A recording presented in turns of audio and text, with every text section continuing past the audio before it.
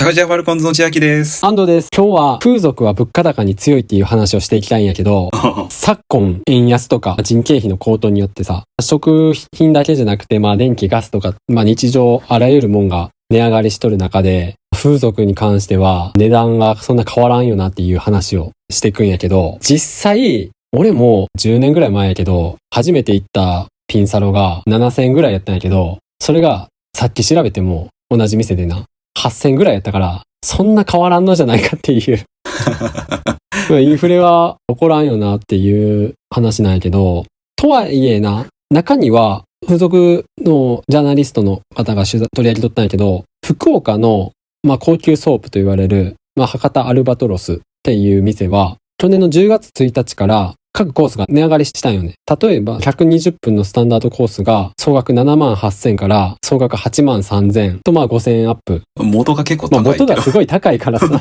そんな高級ソープと呼ばれる店やから、系列店の博多ブルーシャトー、ロイヤルブルーシャトーと呼ばれてる店も同時に値上がりに踏み切っとる。ブルーシャトーって有名やんな。熊本のブルーシャトー。系列やと思うよ、おそらく。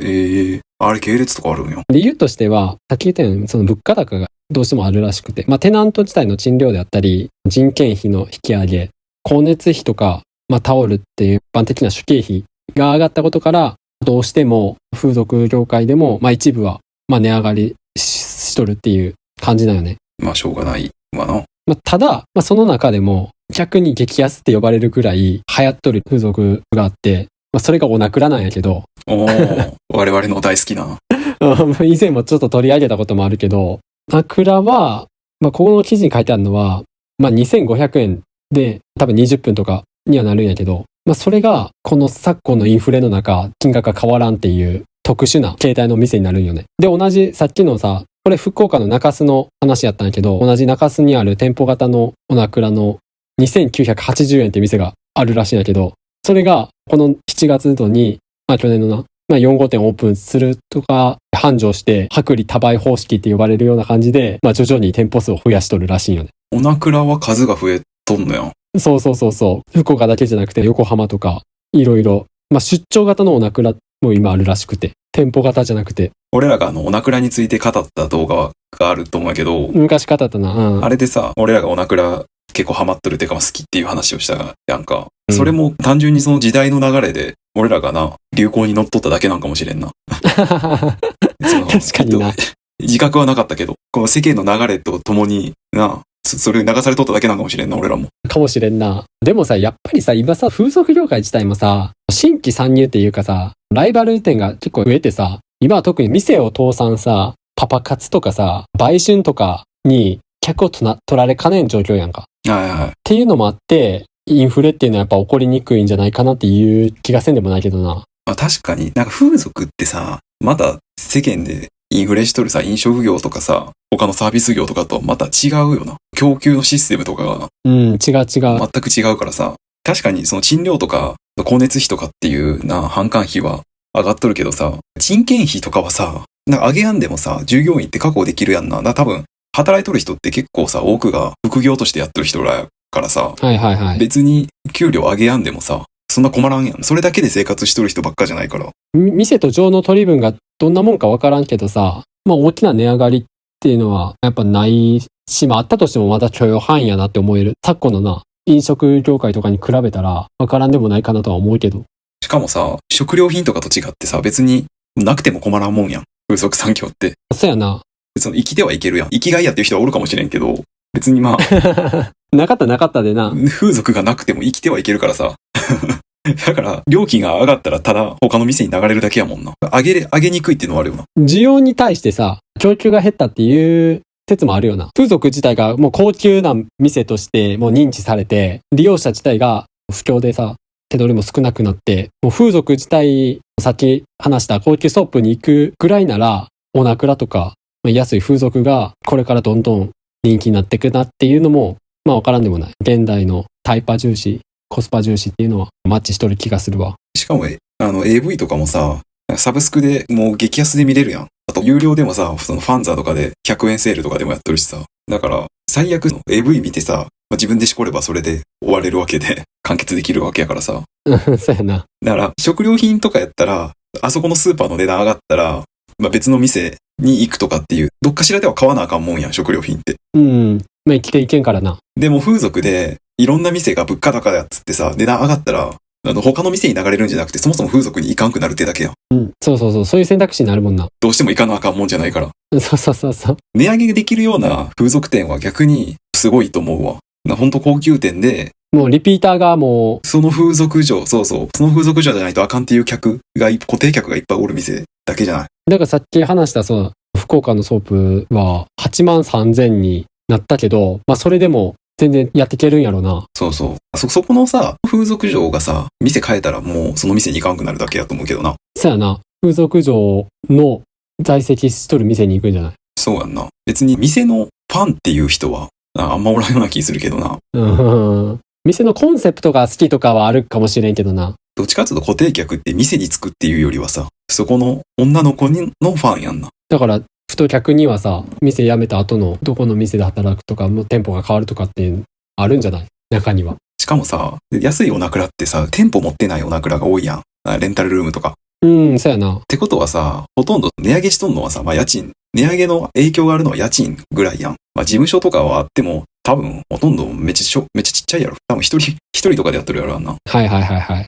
電話対応とかを。だから、値上がりした分はさ、そのレンタルルーム代に反映されとるだけやからさ、ほとんど。だからインフレの影響は客にちゃんと反映されとると思うわ。なるほどね。だから別料金やもんな、あれ。まあ確かにそうやんな。だから、風俗代は変わらんけど、レンタルルーム代が上がっとるっていう感じやんな。で、店は別にそれは払わんから関係ないしな。そうそうそうそう。客が払うだけやから。客に転嫁されてると思うで。インフレ、まあ起こりにくいといえど、一応あるっちゃあるんやんな。風俗。そのおなくらにも。あるっちゃある。なんか風俗店が払う分じゃなくて、客が払うホテル代とか、レンタルルーム代に影響が出とるっていう感じやんな。対してってことやんな。でも調べてみるとやっぱ、おなくらとか、まあデリヘルとかもそうだけど、風俗嬢の待機場が、最近はない店も結構あるらしくて、ウグイス谷やったら、ウグイス谷とか上野の周辺で追ってくれたら、指名が入ったら、連絡するから、ここまで来てみたいな。あと、車で迎えに行くとか、そういう感じらしい。へえ。で家におってもいいとか、そういう感じらしい。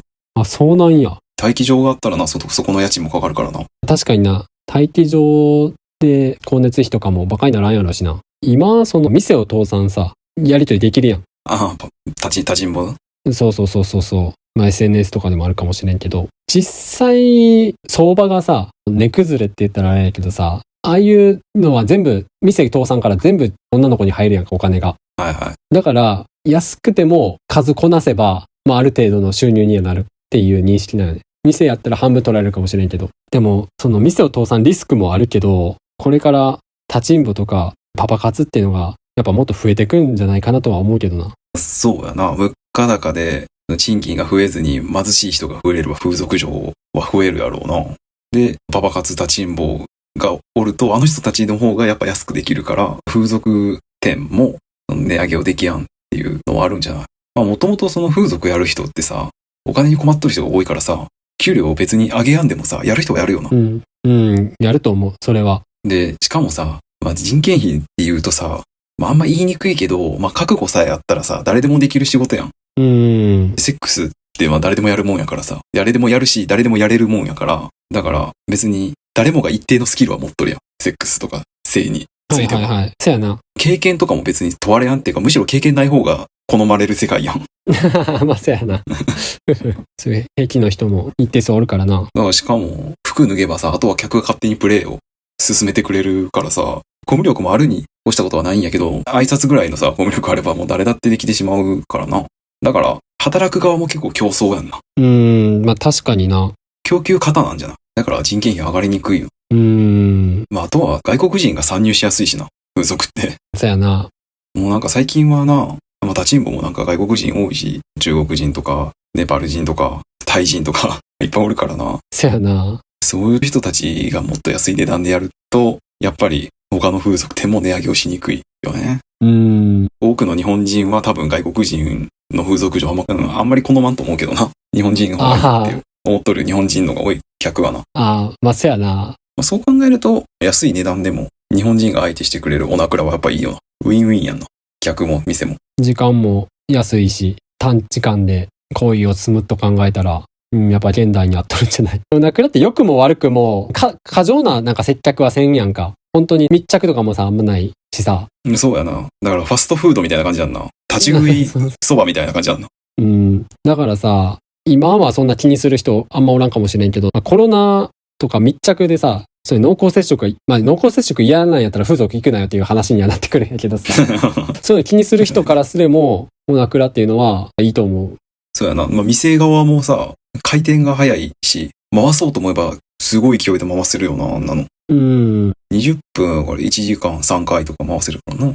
だから割り切るもんやと思うけどな、オナクラは。そうやって風俗とかに情とのイチャイチャを求めるんやったらオナクラは絶対向いてないけど、抜くっていう行為に関して行くんやったら、やっぱオナクラが一番ベストなんじゃないかなと思うけどな。いろんな業種あるけど。情とのイチャイチャを求める時代が終わっとるような気がするな、もう。昔はそういうのあったと思うけどな、バブル期とかやったらさ、120分10万、20万とかっていうさ、金を払ってさ。ガチ恋営業みたいなな。お気に入りの風俗嬢とずっと2時間も3時間もっていうのはあったと思うけど、今の風俗を使うような年代の人たちはもうそんな濃厚な関係を求めてないような。結局抜ければいいしな。原点に立ち返れば。でもこれもやっぱそのコロナ禍のさ、風俗ってさ、ピンサロとかヘルスでもさ、キスしたらダメとかさ、あったやんか。それで、客離れてるけど、客も客で、なかったらなかったで、それでいいかっていう思考になって。キスは必要なかったんやなっていう。そう。風俗に対して。それやったら、じゃあわざわざヘルス行かんでも、デリヘル呼ばんでもってなって、じゃあオナクラでいいかっていう選択肢になった人もおると思うよね。コロナ禍の影響で。確かにな。今まではキス必要やと思ってな、キスありのところ行っとったのに、なくても全然いけるやんみたいな。そう。で、オナクラの子の方が気持ち可愛い子多いしな。いや、気持ちじゃなくて、あれ本当に可愛い子多いと思うけどな。実際多い。やっぱハードルがな、低いしな、働く側も。あと、楽なんじゃないやっぱり。働く側としても、やっぱ手こきでやっていく方が、その1回の行為で、その1時間とかかけてやるよりは、その手こきで20分を2回3回回す方が楽なんちゃうかな。確かにね、体力的にも心労的にも。気持ち的にもな、1時間の1人の客と過ごすより、20分ずつな、3人の客と過ごす方が、なんか楽な気するけどな。結局これからの時代はオナクラよ。オナクラっていうか、オナクラみたいな、そういう短時間低価格の風俗やな。だから一緒に風呂入ったりとかってのは別にな、必要ないってことよ。必要なかったんよ。風俗において。だってさ、高級店のさ、メニューで2時間とか3時間コースってあるけどさ、実際あれってさ、よくて1回やって、で、ダラダラしたり、飯食ったりして、で、もう1回やって終わりぐらいやろ。3時間とかあっても。無駄な時間多すぎるもんな。確かにな。で、本当に情に最高のサービスを求めるんやったら、もうさっき言ったような、もう8万3000のところで、存分に楽しんでくださいっていうお金を持っとる人は。それもう抜群やと思うから。そうやな。逆にそんだけ金かけたら、外れを引けやんっていうプレッシャーもあるけどな。でも、引かんのが。引かんやろ。多分そういう店の徹底してると思うよ。もう固定の情、この女の子のために来たみたいな人が行くんか。だって冷静に考えて1回のセックスで8万3000ってよっぽどやね。でもさ、そういう店で働けるような風俗嬢こそパパ活に走ってしまいそうだけどな。よっぽどのビジュアルとかスキル持っとるわけやからな。確かにな。高級店も、そうなるとな、やっぱ高級店も値上げしづらくなってくるわな。でも結局パパ活もやっぱり怖いんじゃない？ 1 対1で何されるかわからんし。それはそうやな。店舗型のやっぱ高級店の方が安心。店がバックについてないと。そればっかりは女の子の気持ちの持ちよう次第だと思うけど。時代はじゃあオナクラっていうことでな。高ジャファルコンズはオナクラを応援します。オナクラを愛してますっていう。おすすめの店は大阪の浜ちゃんかな。高ジャファルコンズ御用達オナクラ店。ぜひ難波梅田に行く機会があれば。そんな感じで今日は風俗は物価高に強いなっていう話をしてみました。ありがとうございます。ありがとうございます。このチャンネルではこんな感じで普段気になった出来事やニュースを雑談形式で配信しています。どのチャンネルかわからなく前にチャンネル登録とまた高評価の方お願いします。あと個人的に蒸されたいっていうブログを運営してて週に1回更新しているので読んでくれたら嬉しいです。